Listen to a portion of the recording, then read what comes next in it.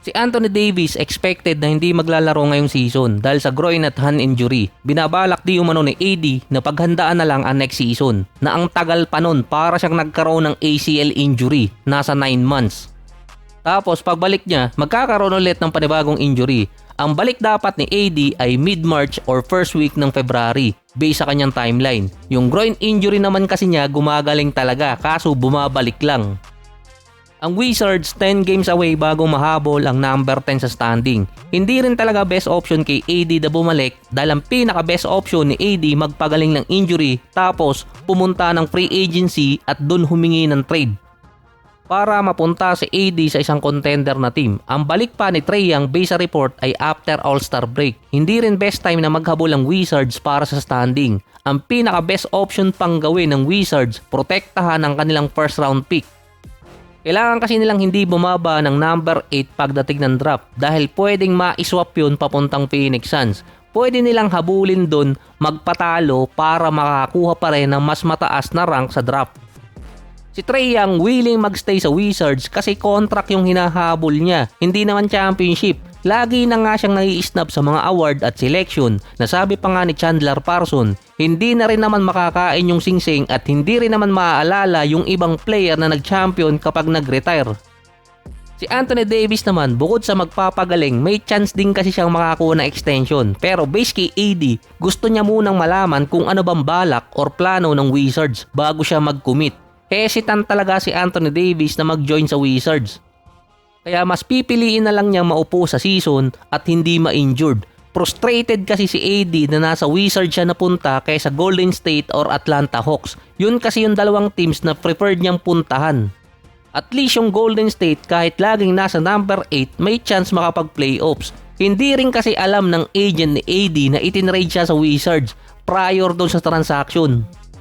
Dahil ngayon pa lang nagbabalak na si Anthony Davis na magpa-trade pagdating ng free agency. Depende kung ano ang isasagot ng Wizards kung makikipag-content na ba sila next year or magiging tanking team pa rin. Parang alanganin yung sitwasyon ni Anthony Davis dahil kapag nakipag-meeting siya sa Wizards at tinanong niya kung kaya na bang makipag-compete ng team next season kapag healthy na siya at sinagot naman ng Wizards oo na basta healthy, tapos si AD lagi naman nai-injured at laging nawawala katulad na nangyari sa Dallas. Parang wala sa lugar si Anthony Davis na mag-demand sa team na kaya makipag-compete next season or may maganda ba silang plano dahil si AD hindi rin naman sigurado kung magiging healthy buong season sa susunod na taon. Dahil kung gustong pumunta talaga ni Anthony Davis sa isang contender na team, meron naman kasi siyang pwedeng gawin, magpa-buyout. Pero hindi gagawin ni AD yun dahil naghahabol pa rin siya ng contract. Dahil kapag ginawa ni Anthony Davis na magpa-buyout, mas madadali siyang mawala sa NBA dahil mas madaling mamamanipula ang kontrata niya. Ang Hornets at Bulls meron dilema. Nakita sa physical exam na merong calf injury si Coby White. Hindi naman malalang injury pero apektado nun ang trade na kesa i-void, ang gusto ng Hornets palitan na lang yung package na kasama dun si Ousmane Dieng at Collin Sexton na meron pang 3 second rounder. Ang gusto ng Hornets imbes na 3 ay 2 na lang ang ibibigay nila sa Bulls. Isa lang ang binawi sa trade na base sa report pumayag naman ang Bulls doon. Problema din kasi sa Bulls kung sakaling bumalik si Coby White dahil unrestricted free agent na siya pagdating ng July. Kapag na-void ang trade ng Hornets at Bulls, babalik din nakasama ni Coby White si Mike Conley na kahit i-buyout ng Bulls si Conley or i-waive, hindi na siya makakabalik ngayon ng Minnesota. Yun pa naman ang iniintay ni Conley. Kaya pwedeng i-void pa yung trade ni Coby White sa Hornets dahil 18 players pa ang nasa injury list or questionable. Hindi dahil meron silang injury, bukod siguro kay Anthony Davis, kundi ang status nila trade pending. Hindi pa na-approve ng NBA yung mga trade nila.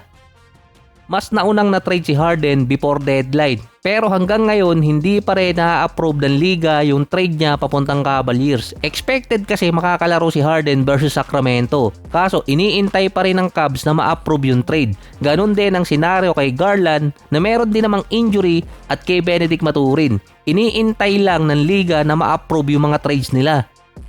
Kung hindi pa rin ma-approve yung trade ni Harden before tip-off versus Sacramento, kailangan niya maghintay until February 10 dahil ang makakalaban ni Harden doon, Denver Nuggets. Wala namang listed injury talaga si Harden, kaya lang siya nawala dati sa Clippers, nagwalwal at nag-request ng trade.